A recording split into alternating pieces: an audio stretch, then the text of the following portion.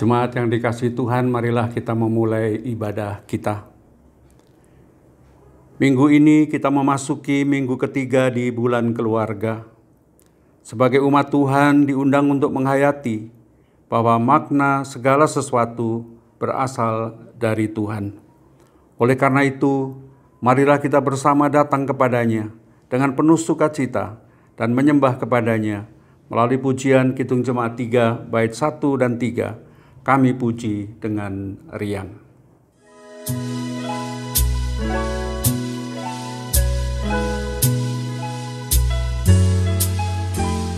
Kami puji dengan riang, Dikau Allah yang besar, bagai bunga terima siang, hati kami pun mekar.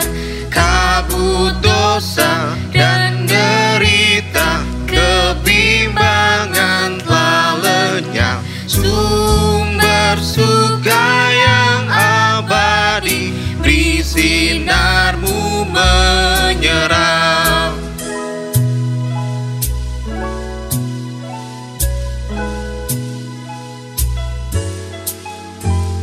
Semuanya yang kau cipta memantulkan sinarmu, para malak tata surya naikkan puji bagimu. Padang, hutan, dan samudra, bukit, gunung, dan lembah, marga satwa bergembira, ngajak kami pun serta.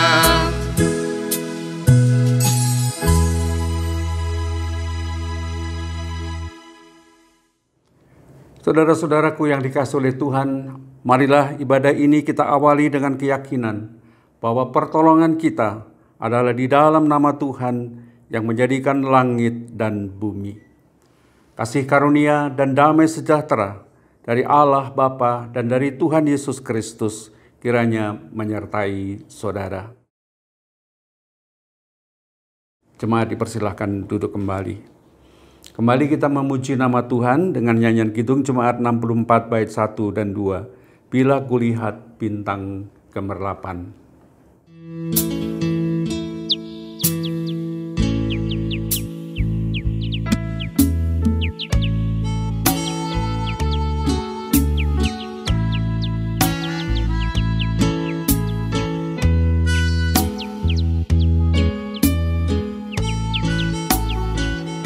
Bila kulihat bintang gemerlapan dan bunyi guru riuh ku dengar, ya Tuhanku, tak putus aku heran melihat ciptaanmu yang besar. Maka jiwaku pun memujimu, sungguh besar kau Allahku. Maka jiwaku pun memujimu, sungguh besar kau Allahku.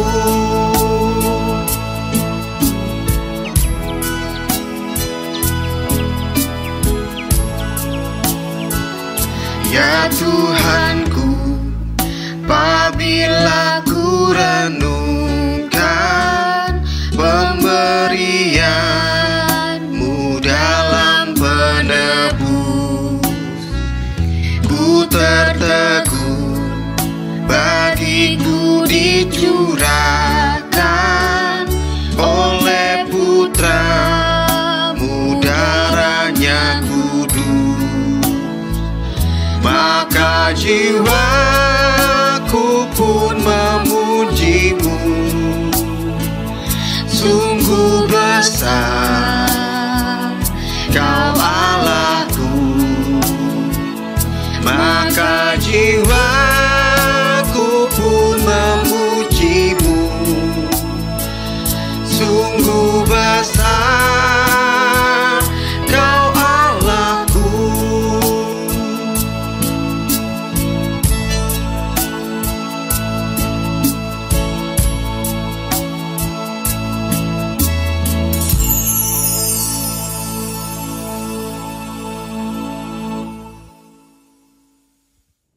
Jemaat yang dikasihi oleh Tuhan, menyadari bahwa kita adalah orang-orang yang berdosa di hadapan Tuhan.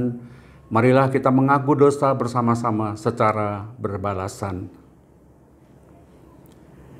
Ya Tuhan yang penuh kasih, Engkau senantiasa memelihara kami agar kami hidup di dalam damai sejahtera-Mu yang berlimpah. Namun kami seringkali lupa akan kasih pemeliharaan-Mu, hingga kami kerap bersungut-sungut.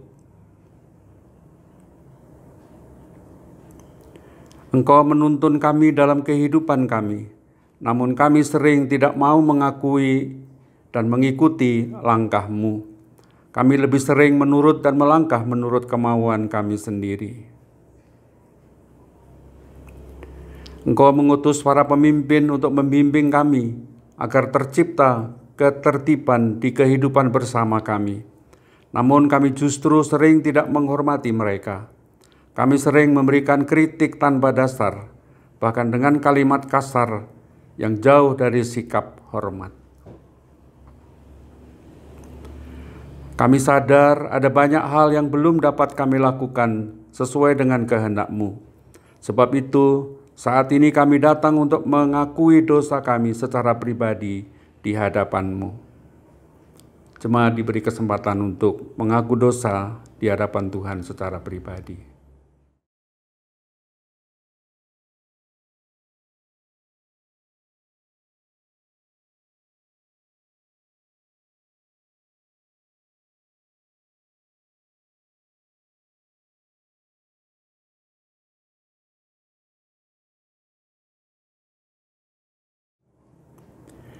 Inilah pengakuan kami di hadapan-Mu. Kami telah berdosa terhadap Engkau. Ampunilah dan dengarkanlah doa kami. Amin.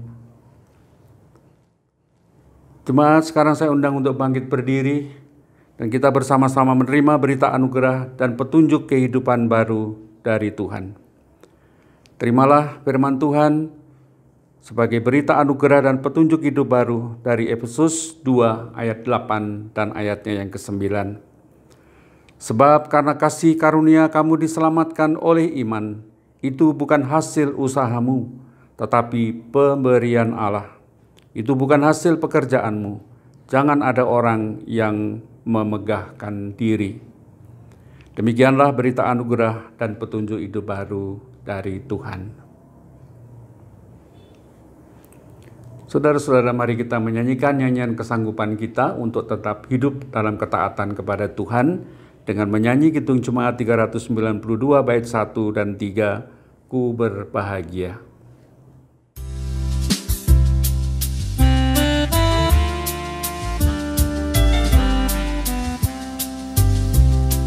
Ku berbahagia, yakin teguh, Yesus abadi kepunyaanku. Aku warisnya, ku ditebus, ciptaan baru, Roh Kudus. Aku bernyanyi bahagia, memuji Yesus selamanya. Aku bernyanyi bahagia, memuji Yesus selamanya.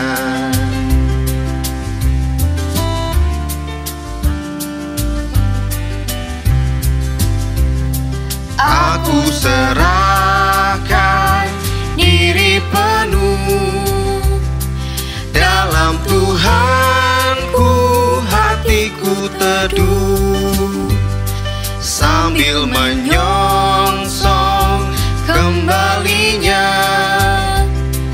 Ku diliputi anugerah, aku bernyanyi bahagia, memuji Yesus selamanya. Aku bernyanyi bahagia,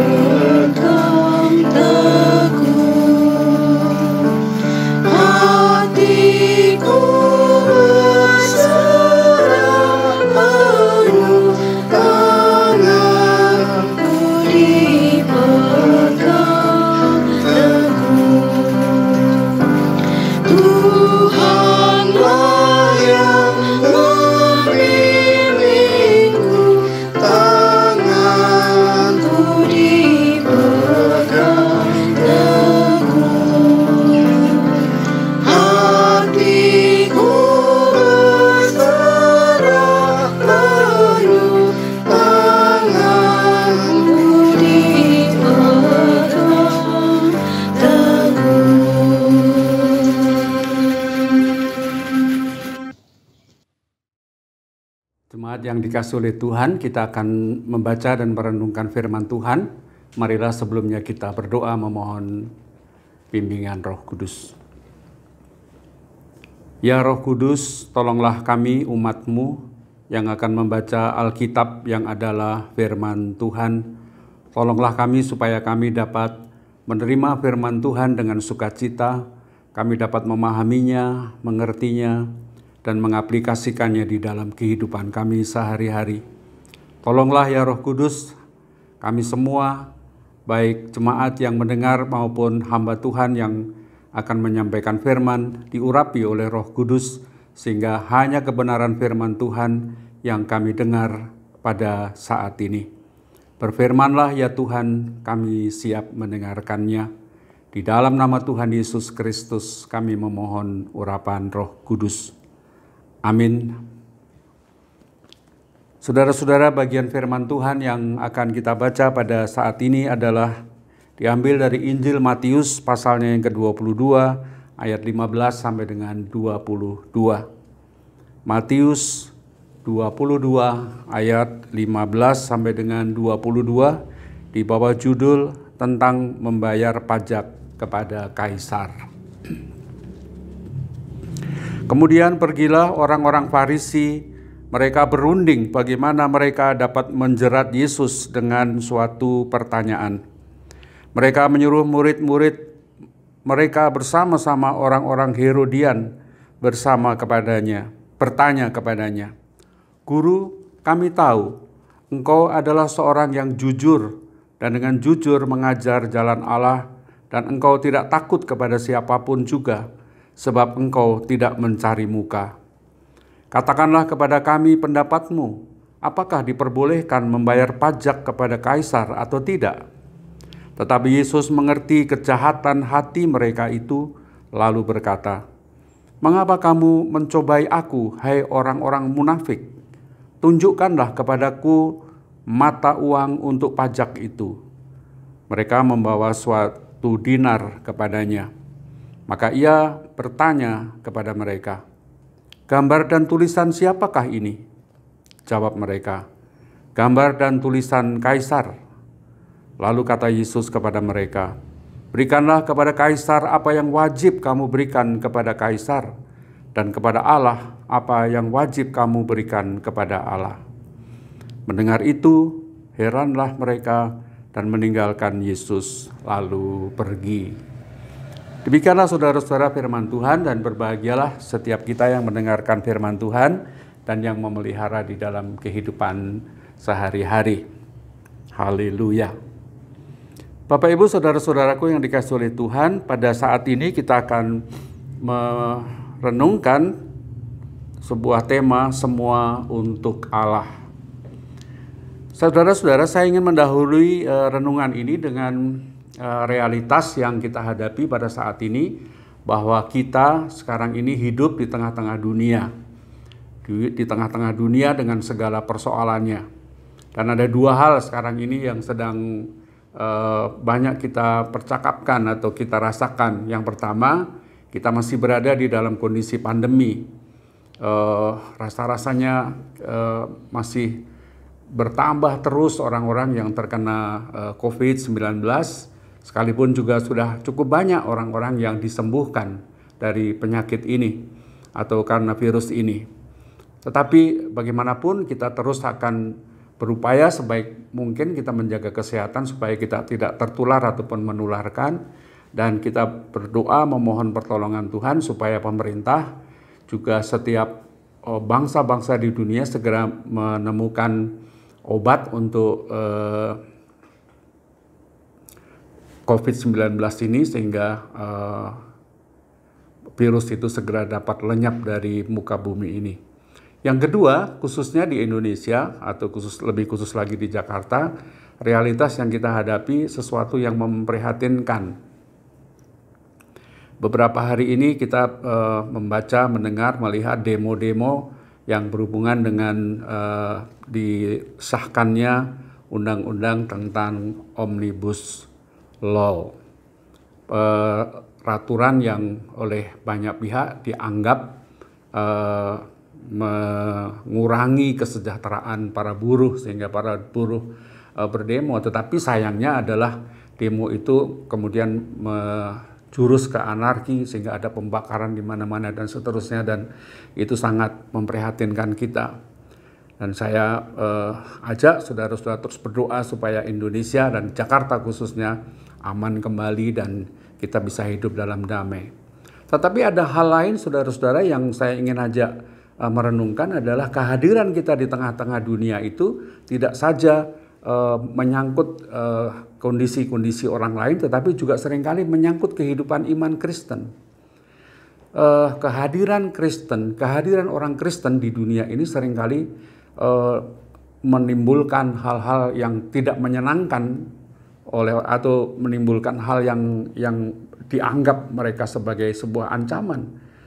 Gambar atau simbol salib atau yang menyerupai salib pun juga dianggap itu sesuatu yang menjurus kepada upaya-upaya orang Kristen mengkristenkan orang. Nah, hal yang ketiga ini saya ingin katakan bahwa di tengah-tengah dunia kekristenan atau kehadiran orang Kristen selalu diperhadapkan pada tantangan, masalah, hambatan. Dan itu memang tidak mengherankan, itu bukan cerita baru. Sebab dari awal Tuhan Yesus juga sudah mengingatkan murid-muridnya. Mereka diutus ke dalam dunia dengan banyak persoalan. Dan Tuhan Yesus juga sudah mengatakan bahwa Tuhan Yesus menempatkan murid-muridnya di tengah-tengah dunia ini seperti domba-domba di tengah-tengah serigala. Nah, bacaan kita pada pagi hari ini, Matius 22 juga mengingatkan kepada kita atau menunjukkan kepada kita bagaimana orang-orang di sekitar Yesus pada waktu itu, khususnya orang-orang Farisi dan orang-orang Yahudi yang tidak menyenangi Tuhan Yesus, berupaya menjerat dan melakukan sesuatu untuk menjatuhkan Yesus, sehingga ada alasan mereka untuk menangkapnya dan kemudian membunuhnya.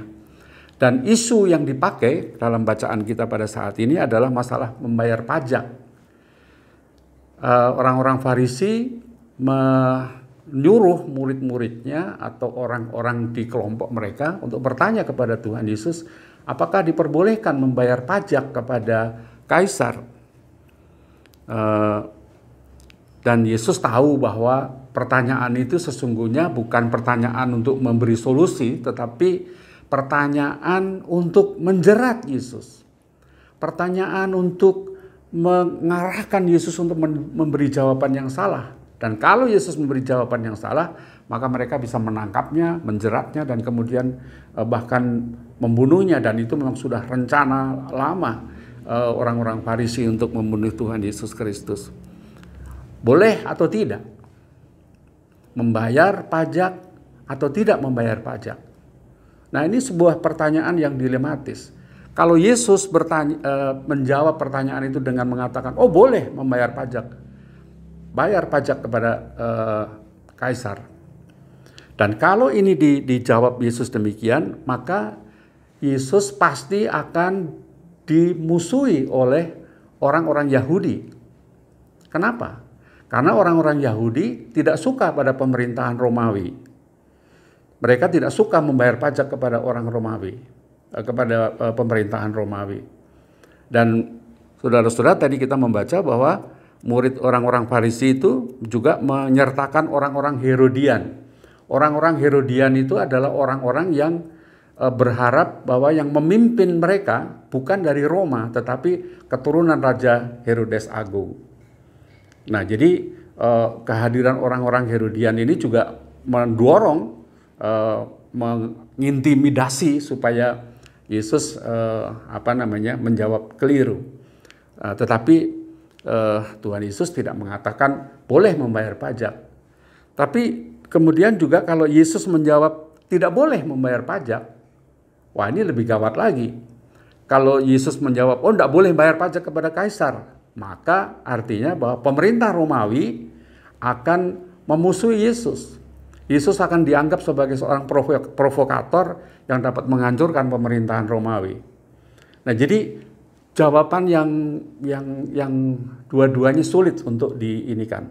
Artinya kalau menjawab boleh juga ada masalah, atau ketika menjawab tidak boleh juga ada masalah. Dan Yesus tahu ini pertanyaan untuk menjerat dia. Oleh sebab itu tadi dikatakan, oke, sekarang berikan aku uang di mana kalian membayar pajak. Dan dia bertanya, ada gambar siapa di situ? Mereka menjawab, gambar Kaisar. Dan jawab Yesus dengan tepat, berikanlah kepada Kaisar apa yang wajib kamu berikan kepada Kaisar, dan kepada Allah yang wajib kamu berikan kepada Allah. Jawaban yang tidak bisa dipakai untuk menjerat Yesus. Orang-orang munafik itu kita baca tadi, kemudian mereka pergi meninggalkan Tuhan Yesus. Nah, Bapak Ibu saudara-saudara, dari kisah tentang pertanyaan membayar pajak ini ada hal-hal yang patut kita renungkan. Yang pertama, dari kisah ini kita diingatkan bahwa kekristenan atau orang Kristen di tiap saat dimanapun dia ditempatkan dunia ini, kita selalu diperhadapkan pada tantangan iman. Banyak hal yang diperhadapkan kepada kekristenan atau kepada orang Kristen supaya kita terjerat, supaya kita jatuh, supaya kita tersingkir, supaya kita dijauhi oleh masyarakat. Dan berbagai-bagai peristiwa intimidasi itu sudah sering kita baca dari koran atau melihat dari televisi.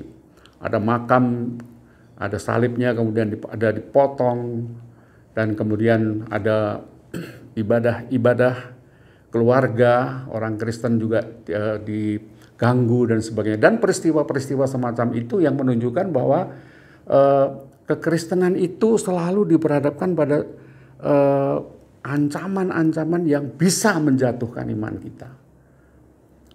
Belum lagi kalau kita melihat YouTube misalnya, ada banyak narasi-narasi, ada banyak tayangan-tayangan yang ingin menjatuhkan kekristenan. Artinya apa? Dengan kondisi itu kita diingatkan untuk selalu waspada. Selalu waspada, pertahankan iman dengan sungguh-sungguh. Pelajari sungguh-sungguh apa yang kita pahami tentang Tuhan Yesus Kristus. Rasul Paulus mengatakan bahwa pengenalanku kepada Yesus itu menjadi sesuatu yang paling penting dalam hidupku. Jadi Rasul Paulus ingin terus belajar, mendekat, mengerti, memahami apa yang dikehendaki oleh Tuhan Yesus dan mewujudkannya di dalam kehidupannya sehari-hari. Dan inilah yang mestinya dilakukan oleh orang Kristen. Jangan jemu-jemu belajar tentang Alkitab, belajar tentang iman Kristen, belajar tentang kehidupan bergereja itu seharusnya bagaimana. Bagaimana kita harus menjadi keluarga Kristen. Bagaimana kita harus hadir di tengah-tengah dunia itu mewujudkan kasih. Bagaimana kita sebagai keluarga Kristen menunjukkan bahwa kami ini bukan ancaman. Kita ini tidak membawa kebencian, tetapi justru kita membawa damai, membawa kasih dimanapun kita ditempatkan.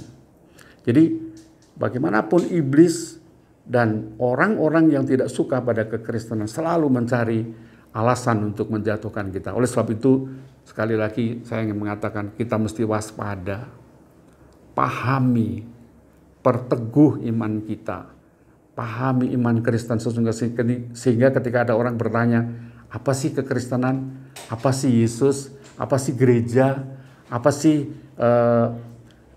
kehadiran Kristen di dunia Indonesia yang mayoritas orang Islam itu bagaimana sih? Apakah betul orang-orang Kristen itu mau mengkristenkan Indonesia ini? Nah, pertanyaan-pertanyaan itu mestinya kita jawab supaya dengan jawaban kita yang mantap, jawaban yang baik, mereka kemudian dapat memahami kekristenan itu seperti apa dan bagaimana orang Kristen itu sesungguhnya.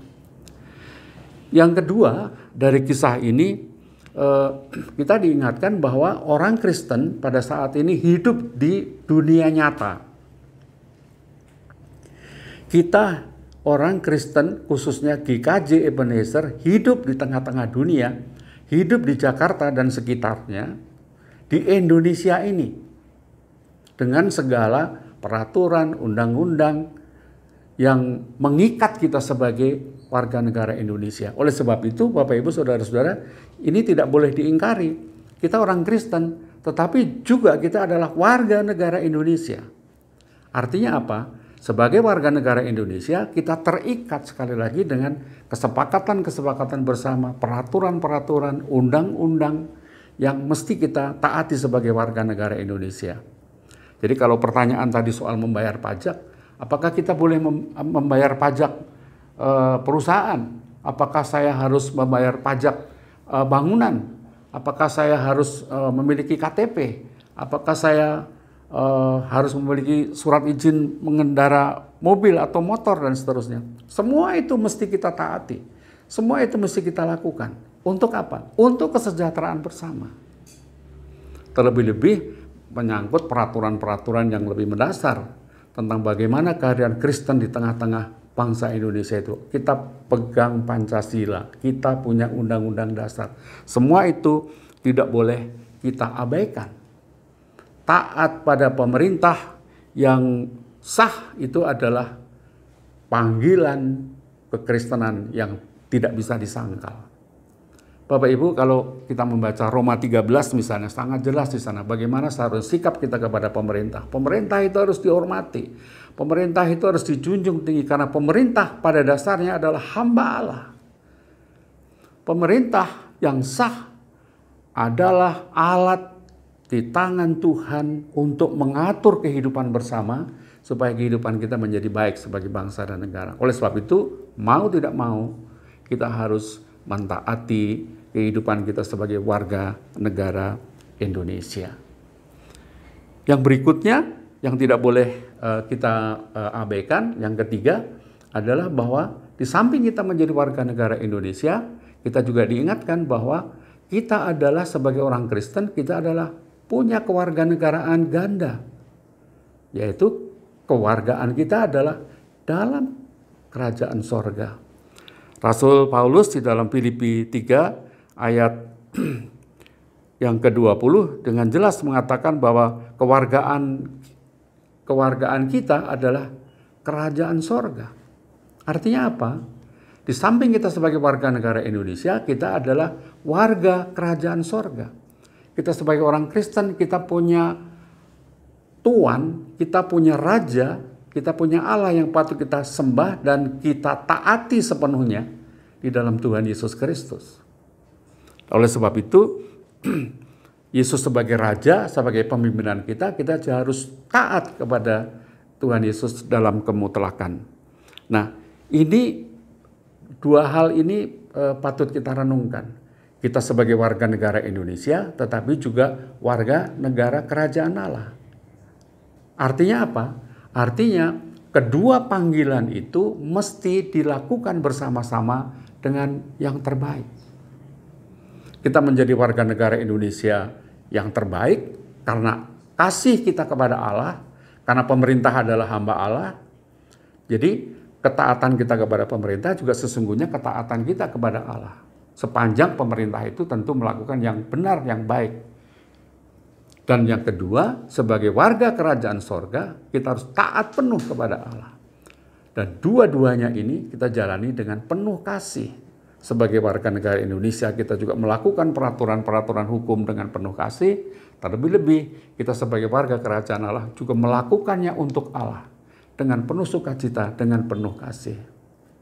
Jadi kalau tema kita pada saat ini adalah semua untuk Allah, artinya adalah dimanapun kita ditempatkan, dimanapun kita berada, mari kita lakukan itu untuk kemuliaan Allah. Baik sebagai warga negara di dunia ini, maupun kita sebagai warga gereja dan warga kerajaan Allah. Kita lakukan dengan penuh kasih, dengan sempurna, dengan sungguh-sungguh. Untuk apa? Untuk kemuliaan nama Tuhan. Kiranya firman Tuhan ini boleh kita renungkan dan kita hayati dengan baik, dan kita sungguh-sungguh dapat menjadi warga negara Indonesia yang baik dan sekaligus juga menjadi warga kerajaan sorga yang sungguh, yang taat, yang beriman penuh kepada Tuhan Yesus Kristus. Tuhan menolong kita dan memberkati kita di dalam pelayanan kita sehari-hari. Tuhan berkati. Amin.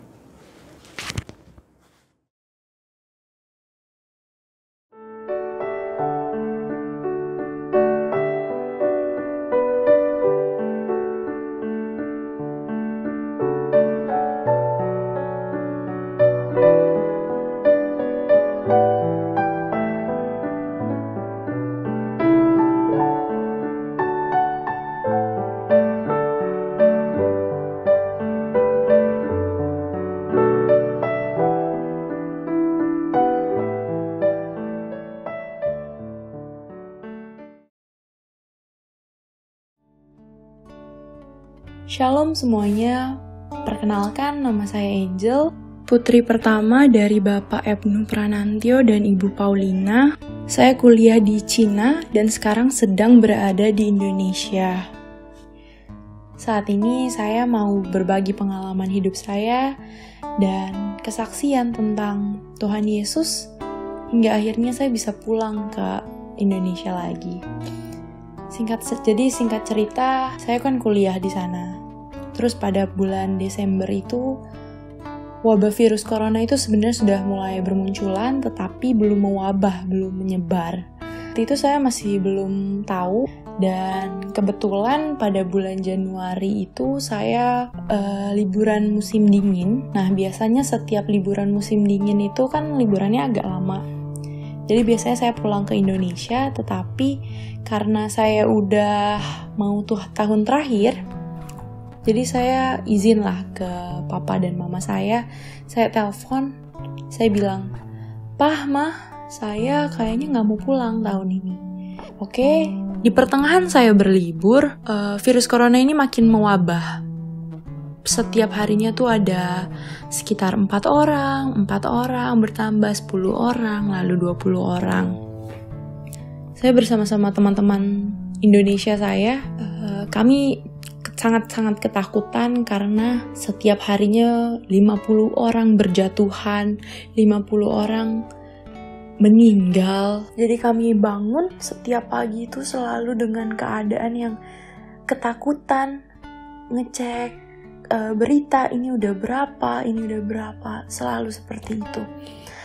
Tetapi kami sadar gitu bahwa Tuhan, ini bagaimana? Apakah saya terjebak di sini? Apakah saya nggak bisa pulang? Apakah ini pilihan yang salah? Tapi kami saling menguatkan satu sama lain buat yuk kita saling sama-sama berdoa. Karena situasinya tuh kami terjebak, kami nggak boleh keluar dari asrama. Terus orang tua saya sudah nelpon-nelponin saya, Mbak gimana, kamu pulang nggak? Papa khawatir banget ini. Tapi saya coba tenangin, Pah, Ma, ini nggak apa-apa. Padahal sih saya sendiri khawatir, saya sendiri takut. Setiap hari suhu kami dicek. Dan kami dicurigai satu sama lain gitu. Karena pokoknya kalau ada yang panas langsung harus isolasi. Dan kayak kami takut gitu. Nggak ketemu lagi kan sama siapa-siapa gitu kan kalau diisolasi. Jadi kami sebisa mungkin kami jaga daya tahan tubuh kami. Terus saya mulai berpikir, apa saya pulang aja ya? Lalu saya tetap cek tiket pesawat untuk pulang. Dan itu luar biasa banget. Itu harganya naik berkali-kali lipat daripada harga biasanya. Mungkin 3 kali lipat kali ya dari harga biasanya saya pulang. Saya mikir ini bagaimana pulangnya begitu. Akhirnya saya mulai putus asa gitu. Saya mulai berpikir, ya udah mungkin saya harus terkurung di sini, saya mungkin harus kuat-kuat di sini gitu. Karena kehidupan yang udah makin gak jelas, karena kita juga harus menghemat makanan, akhirnya saya mulailah bangunnya gak jelas gitu. Saya bangun siang, saya gak sarapan supaya saya bisa makan sehari cuma sekali. Jadinya saya bangunnya siang-siang terus gitu. Saya siang, terus saya sore-sore udah mulai tidur lagi seperti itu terus. Tapi saya tetap berdoa, saya tetap pergi untuk komsel sama anak-anak muda. Terus adalah satu hari yang saya tuh udah gak pernah bangun pagi. Tetapi ketika pagi itu, saya gak tahu kenapa saya pengen bangun gitu. Saya bangun pagi-pagi setelah saya saat teduh. Saya iseng, saya cek-cek lah Traveloka. Saya tetap berharap gitu, saya bisa pulang. Itu Tuhan luar biasa banget. Bener-bener kok ada nih harga yang pas di kantong saya gitu. Memang ini mungkin sepele, tapi ini saya gak pernah lihat lagi harga segini di keadaan mencekam seperti ini. Saya udah gak pernah lihat lagi harga seperti ini gitu. Udah gitu, itu transitnya itu sangat-sangat apa ya, pokoknya saya mikir bagaimana caranya supaya saya keluar dari Cina gitu. Gimana caranya supaya saya keluar dari China gitu. Jadi saya cari yang transitnya gak mau di China lagi. Itu memang luar biasa banget. Tuhan udah rencanain gitu. Saya harus turun di mana, saya harus transit di mana. Dia benar-benar apa ya, gak saya duga-duga gitu. Itu luar biasa banget. Terus saya bilang sama bapak saya, Mah, Pak, udah tenang doain aku pulang. Aku bilang gitu. Saya bilang gitu ke orang tua saya. Terus saya sadar gitu, saya gak boleh lepas pengharapan, saya gak boleh lepas berdoa, karena saya harus terus berharap. Saya harus taruh harapan saya ini di dalam tangan Tuhan. Tuhan yang atur semuanya. Terus pesawat saya itu malam hari. Jadi ketika saya di mobil saya pulang bersama beberapa teman saya, mungkin sekitar 6 orang. Saya charter mobil. Tiba-tiba di perjalanan saya mau ke bandara, saya dicegat gitu. Sama orang-orang pakai baju putih-putih. Di tengah malam itu. Terus kami disuruh jalan satu-satu, dipisahin satu sama lainnya. Pokoknya keadaannya sangat mencekam. Kami dicek suhu tubuhnya, itu tuh rasanya ya termometer kalau udah mau deketin kepala itu kayak pistol gitu. Jadi takut gitu, karena begitu termometer itu berbunyi, kami udah nggak bisa lihat siapa-siapa lagi, langsung dibawa gitu kan.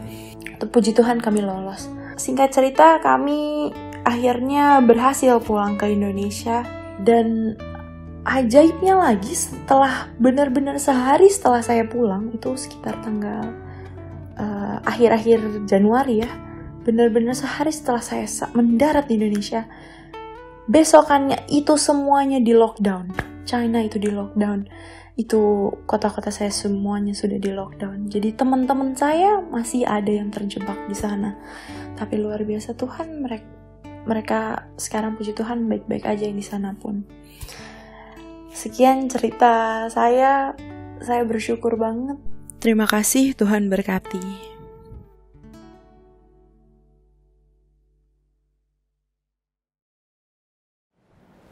Saya undang jemaat untuk bangkit berdiri. Bersama dengan umat Tuhan di segala abad dan tempat, marilah kita memperbarui iman percaya kita dengan mengucapkan pengakuan iman rasuli yang demikian. Aku percaya kepada Allah, Bapa yang Maha Kuasa, Khalik langit dan bumi, dan kepada Yesus Kristus, anaknya yang tunggal Tuhan kita, yang dikandung daripada Roh Kudus, lahir dari anak darah Maria, yang menderita di bawah pemerintahan Pontius Pilatus, disalibkan, mati dan dikuburkan, turun ke dalam kerajaan maut. Pada hari yang ketiga, bangkit pula dari antara orang mati, naik ke surga, duduk di sebelah kanan Allah, Bapa yang Maha Kuasa, dan akan datang dari sana untuk menghakimi orang yang hidup dan yang mati. Aku percaya kepada Roh Kudus, gereja yang kudus dan persekutuan orang kudus, pengampunan dosa, kebangkitan daging, dan hidup yang kekal. Jemaat dipersilakan untuk duduk kembali.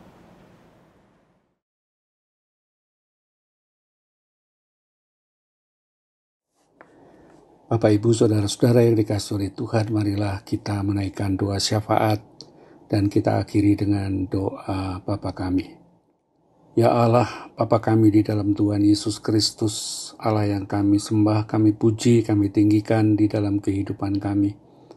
Hanya oleh karena kemurahan-Mu dan kasih-Mu melalui pengorbanan Tuhan Yesus, kami menjadi anak-anak Tuhan yang berpengharapan, karena kami adalah anak-anak-Mu yang Engkau kasihi dan Engkau telah selamatkan dari kuasa dosa dan maut. Bapa kami yang ada di sorga, pagi hari ini kami sungguh mengucap syukur kalau kami masih Tuhan beri kesempatan untuk bersama-sama dengan keluarga kami menyembah-Mu, memuliakan-Mu di dalam ibadah bersama pada saat ini. Kami bersyukur, kami berterima kasih untuk firman Tuhan yang mengingatkan kami agar kami tetap setia kepada Tuhan, tetapi kami juga menjalankan tugas kami sebagai warga negara Indonesia yang taat dan yang bertanggung jawab. Dan biarlah tanggung jawab kami kepada negara dan tanggung jawab kami kepada Allah dapat kami lakukan bersama-sama dengan penuh kasih sebagai orang-orang yang telah mendapat kasih karunia dan kemurahan oleh Allah melalui Tuhan Yesus Kristus. Bapa yang di sorga, pada kesempatan saat ini kami juga mengucap syukur kalau Tuhan memberi kesehatan kepada kami, memberi kekuatan, memberi semangat dan sukacita di dalam kehidupan keluarga kami. Namun demikian kami juga mengingat akan banyak saudara-saudara kami yang pada saat ini sedang mengalami kelemahan tubuh, sedang menderita sakit. Oleh sebab itu ya Tuhan, kami mau membawa mereka di dalam doa-doa kami dan pengharapan kami. Sekalipun kami tidak menyebutkan nama mereka satu persatu, tetapi kami percaya ya Tuhan, Engkau sebagai gembala yang baik, gembala agung, Engkau mengetahui domba-domba-Mu dimanapun mereka berada dan apapun keadaannya. Mari Tuhan, yang lemah Engkau kuatkan, yang sakit Engkau sembuhkan, dan biarlah kuasa Tuhan, anugerah Tuhan mereka rasakan, sehingga sekalipun mereka dalam keadaan lemah tubuh, dalam keadaan sakit, mereka tetap berpengharapan kepada Tuhan Yesus sebagai Tuhan dan Juru Selamat kehidupan mereka. Kami berdoa juga untuk saudara-saudara kami yang sudah lanjut usia, orang tua kami di dalam keterbatasan. Tuhan melindungi, dan pada masa tua pun mereka senantiasa berpengharapan kepada Tuhan. Bapa di dalam surga, pada kesempatan ini juga kami mau berdoa bagi keluarga-keluarga yang beberapa waktu yang lalu telah ditinggalkan oleh orang-orang yang mereka kasihi. Kami mengingat keluarga Bapak Basari karena Ibu Sumarni Basari telah Tuhan panggil ke rumah Bapa di sorga. Demikian juga kami mengingat keluarga almarhum Bapak Raharjo yang Tuhan juga panggil beberapa waktu yang lalu. Mari Tuhan, keluarga-keluarga Basari dan keluarga almarhum Bapak Raharjo, Tuhan beri penghiburan, Tuhan berikan kekuatan, dan senantiasa Tuhan hadir di tengah-tengah keluarga mereka, supaya mereka juga tetap dapat melanjutkan kehidupan dengan tetap berpengharapan kepada Tuhan Yesus, sumber kehidupan kami.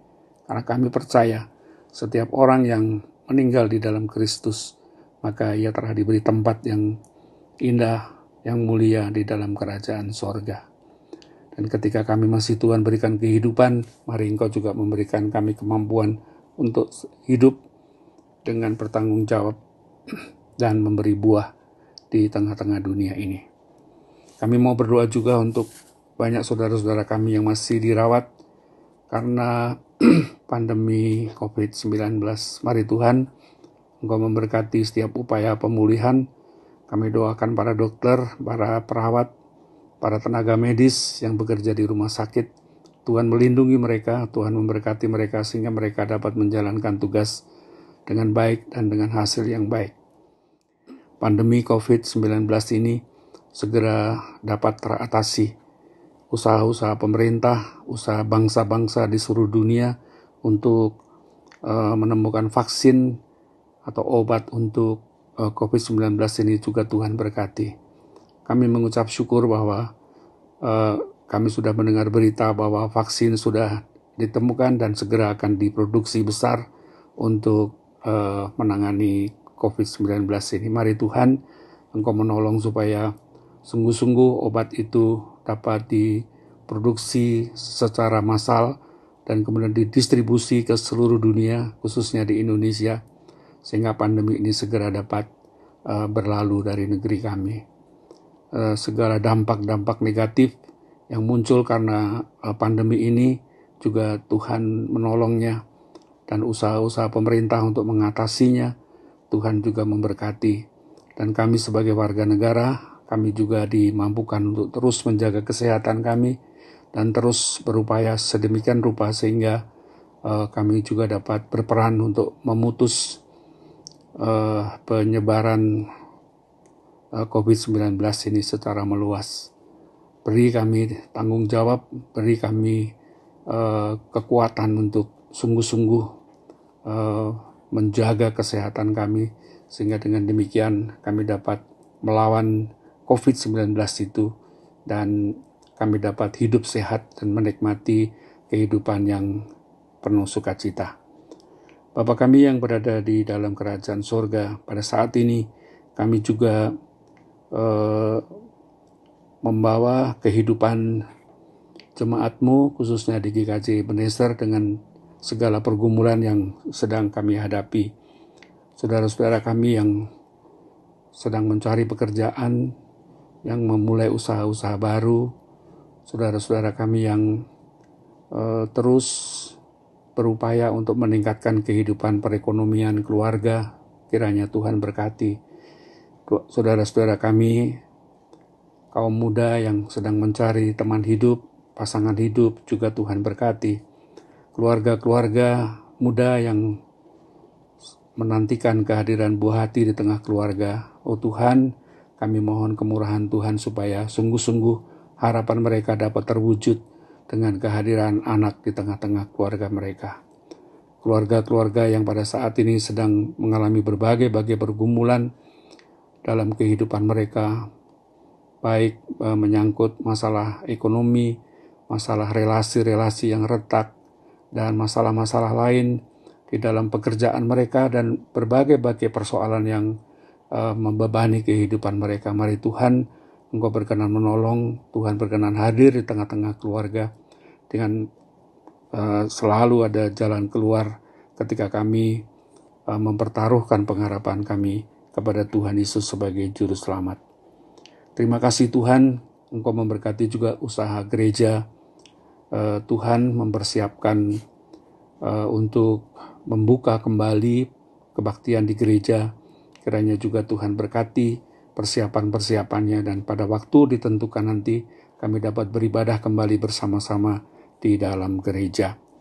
Kami berdoa juga untuk pelayanan gereja-gereja di Indonesia ketika menghadapi berbagai-bagai masalah dan penolakan dan situasi-situasi yang seringkali menyudutkan kehadiran gereja ataupun orang Kristen. Mari Tuhan, Engkau lindungi gerejamu, Engkau lindungi hamba-hamba Tuhan yang memberitakan Injil Kerajaan Tuhan, supaya mereka juga terus diberikan keberanian dan kesetiaan untuk menjadi saksi-saksi Tuhan di dunia. Bapa di dalam surga, kami menyerahkan seluruh kehidupan kami, seluruh kehidupan rumah tangga kami, dengan persoalan-persoalan yang kami hadapi di dalam tuntunan Tuhan. Kami doakan anak-anak kami dalam pendidikan mereka, kami doakan suami-suami kami, istri-istri kami, dan seluruh keluarga kami, supaya kami senantiasa hidup di dalam kasih, supaya kami senantiasa hidup satu dengan yang lain, saling menopang, sehingga kami dapat mewujudkan sebagai keluarga Kristen yang menjadi garam dan terang dunia. Inilah doa kami Tuhan, dan permohonan kami kabulkanlah sesuai dengan kemurahan Tuhan. Tetapi ada hal-hal yang tidak berkenan di hadapan-Mu di dalam kehidupan kami memohon pengampunan Tuhan. Segala doa, permohonan, dan syukur kami naikkan di dalam nama Tuhan Yesus yang sudah mengajar kami berdoa. Bapa kami yang di sorga, dikuduskanlah nama-Mu, datanglah kerajaan-Mu, jadilah kehendak-Mu di bumi seperti di sorga. Berikanlah kami pada hari ini makanan kami yang secukupnya, dan ampunilah kami akan kesalahan kami, seperti kami juga mengampuni orang yang bersalah kepada kami. Dan janganlah membawa kami ke dalam pencobaan, tetapi lepaskanlah kami dari yang jahat. Karena Engkaulah yang mempunyai kerajaan, dan kuasa, dan kemuliaan sampai selama-lamanya. Amin.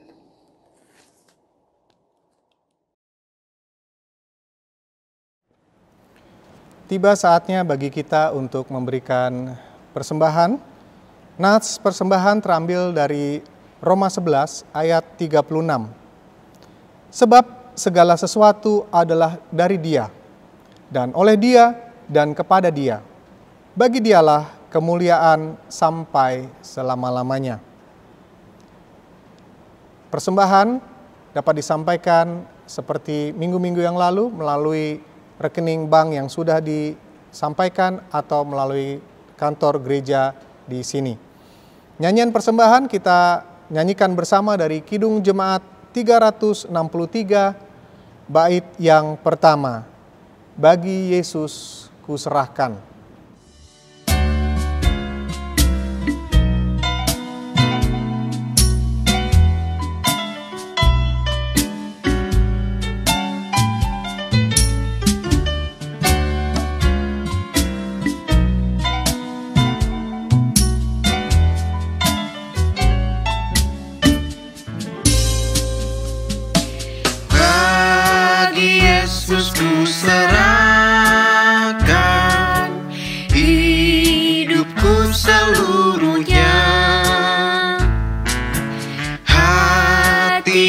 Perbuatanku pun waktuku miliknya. Bagi Yesus semuanya, pun waktuku miliknya. Bagi Yesus semuanya, pun waktuku miliknya.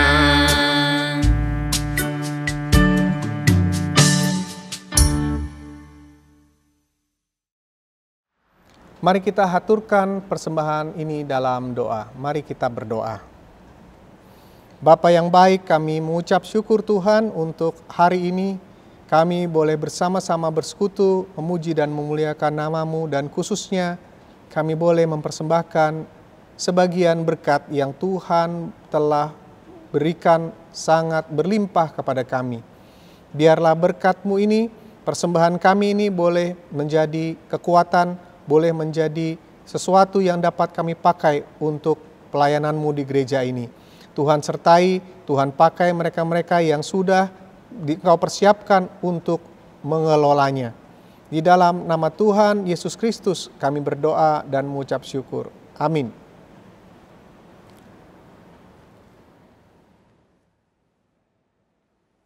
Saudara-saudaraku yang dikasihi oleh Tuhan, kita akan segera mengakhiri ibadah kita dan melanjutkan ibadah kita di dalam kehidupan kita sehari-hari. Saya mengundang saudara-saudara untuk bangkit berdiri dan kita bersama-sama menyanyikan nyanyian Kidung Jemaat 369A bait 1 dan 2, Ya Yesus ku berjanji.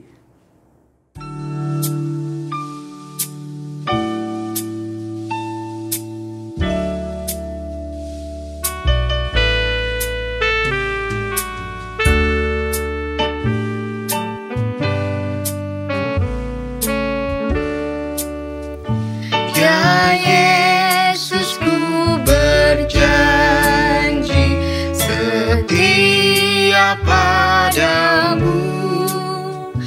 Ku pinta kau selalu dekat ya Tuhanku. Di kancah pergumulan jalanku tak sesat, karena Engkau temanku, pemimpin terdekat.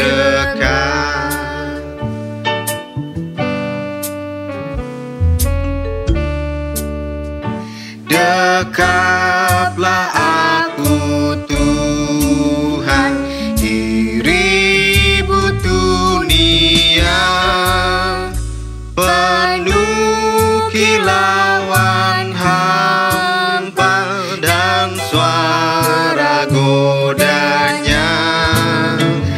Di dalam dan di luar si jahat mendesak, perisai lawan dosa, ya Tuhan kau tetap.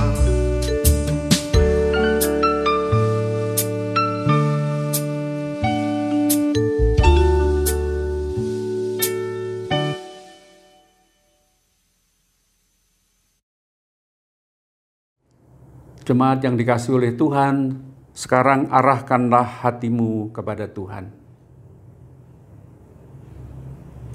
Berikan apa yang wajib kamu berikan kepada Allah. Jadilah penurut-penurut Kristus. Terpujilah Tuhan. Saudara-saudara, kini arahkanlah hatimu kepada Tuhan. Terimalah berkat Tuhan dengan sukacita. Tuhan memberkati saudara dan melindungi saudara. Tuhan menyinari saudara dengan wajah-Nya dan memberi saudara-saudara kasih karunia. Tuhan menghadapkan wajah-Nya kepada saudara dan memberi saudara-saudara damai sejahtera. Amin.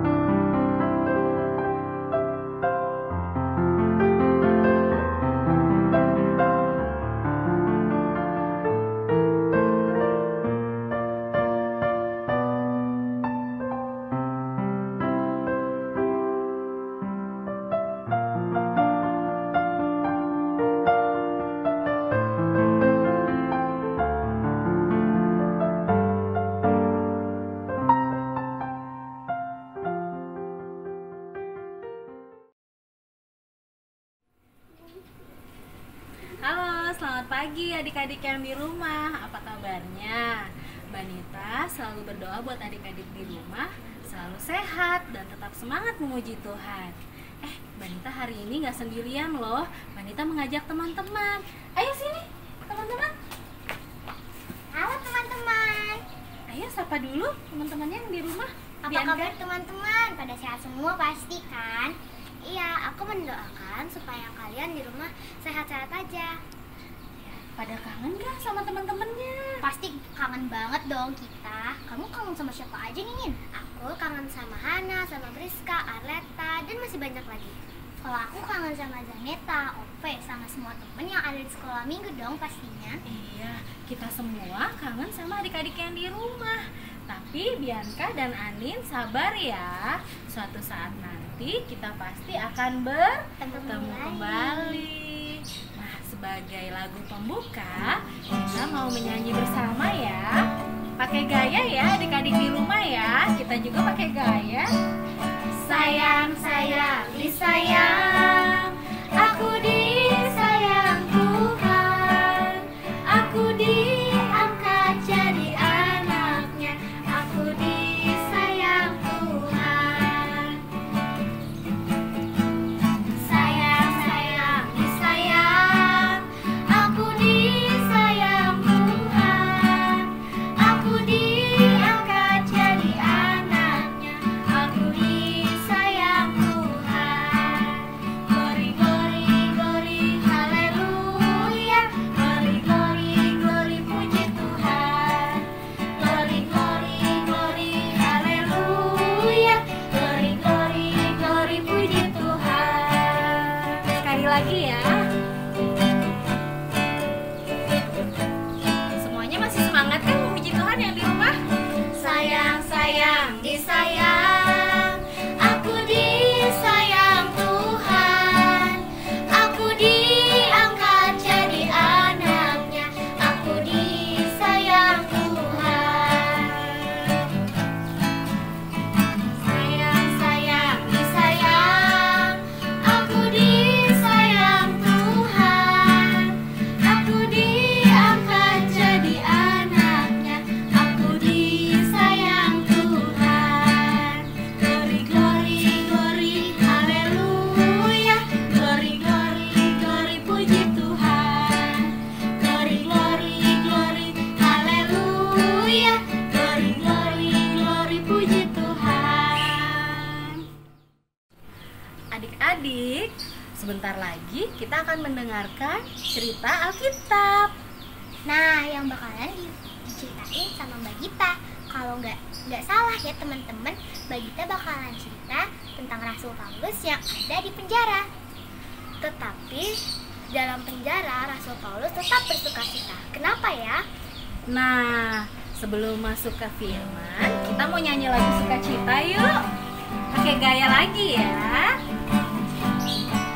Adalah sukacita di hatiku, di hatiku, di hatiku. Adalah sukacita di hatiku, diberikan Tuhanku. Aku bersyukur, bersukacita, kasih Tuhan diam di dalamku. Aku bersyukur, bersukacita, kasih Tuhan diam di dalamku. Adalah SUKACITA di hatiku, di hatiku, di hatiku. Adalah SUKACITA di hatiku, diberikan Tuhanku. Aku bersyukur, bersukacita, kasih Tuhan diam di dalamku.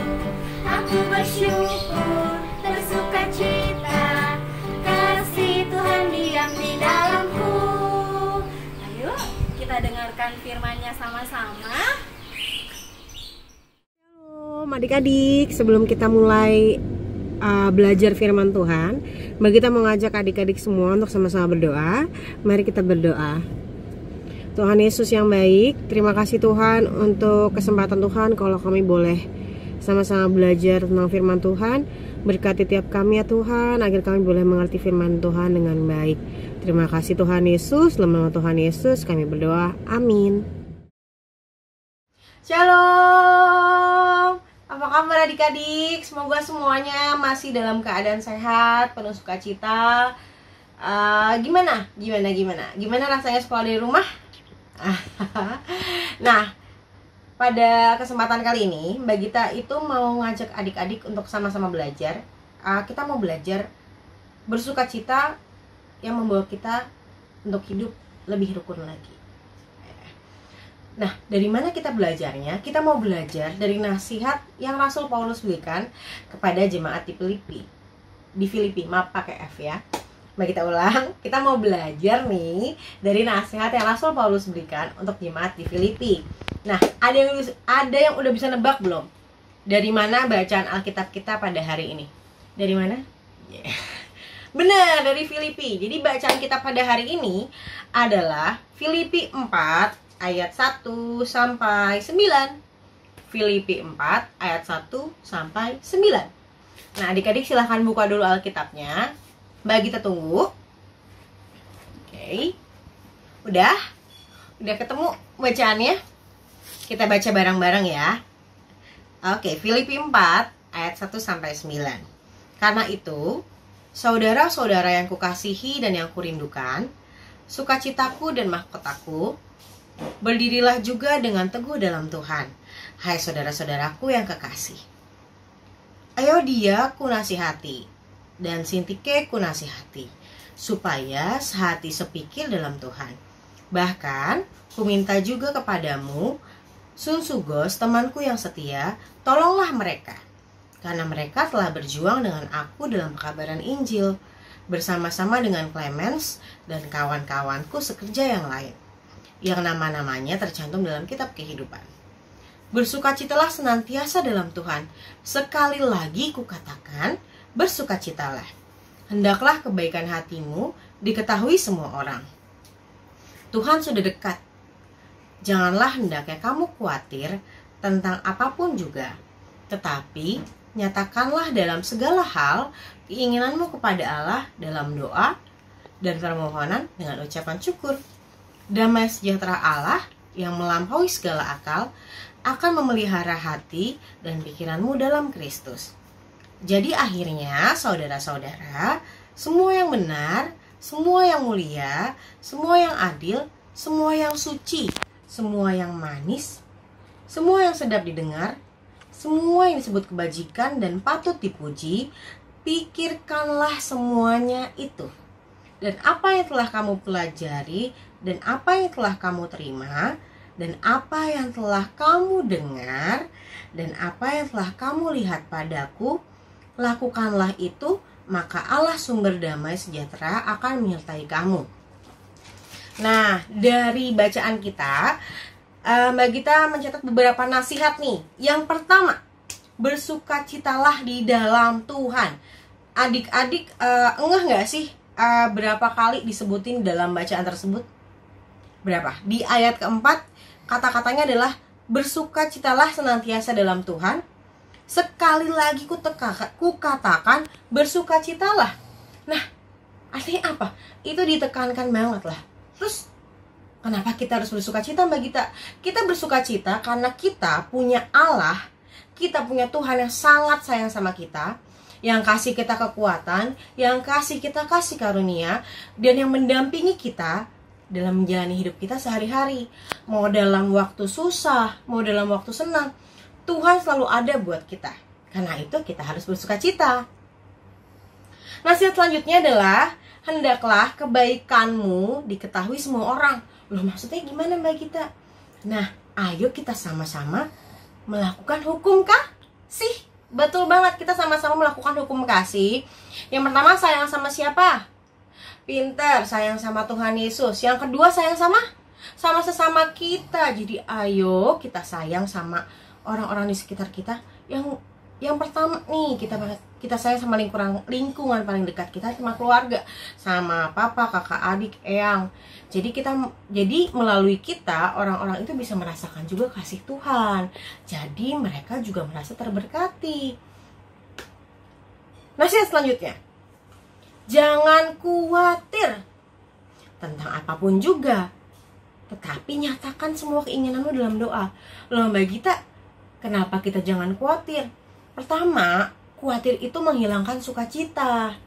Yang kedua, kita nggak perlu khawatir karena Tuhan itu pasti akan menolong kita pada waktu yang tepat.